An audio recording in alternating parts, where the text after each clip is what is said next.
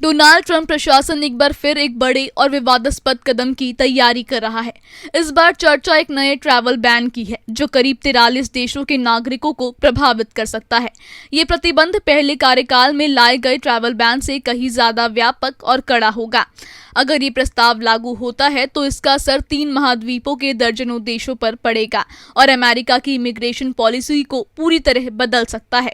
Media reports के मुताबिक प्रस्तावित ट्रैवल बैन के तहत देशों को 3 श्रेणियों में बांटा गया है।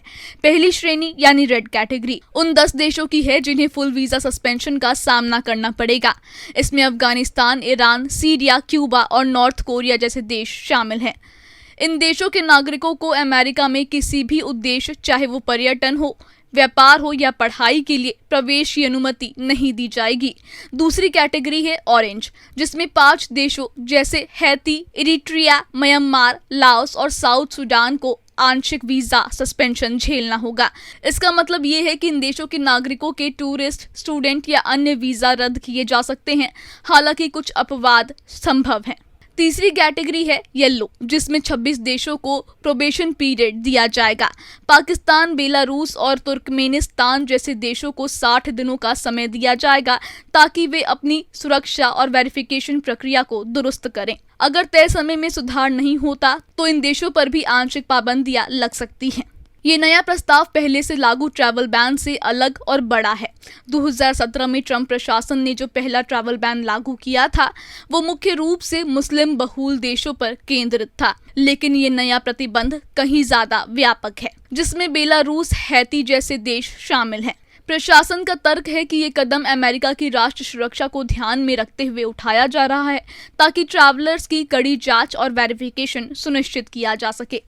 अगर ये बैन लागू होता है तो इसका असर कई स्तरों पर दिखेगा। सबसे पहले उन देशों के नागरिक अमेरिका यात्रा नहीं कर सकेंगे, चाहे वे पर्यटक हों, छात्र हों या बिजनेस प्रोफेशनल्स। इसके अलावा पहले से जारी वीजा की वैधता पर भी सवाल खड़े हो सकते हैं। क्या मौजूदा वीजा रद्द होंगे, इस पर स्थिति अभी स्पष्ट नहीं है, लेकिन इससे अमेरिका में रह रहे हजारों लोगों के बीच चिंता जरूर बढ़ गई है। इस बैन का सबसे गहरा असर स्टूडेंट्स और प्रोफेशनल्स पर पड़ेगा।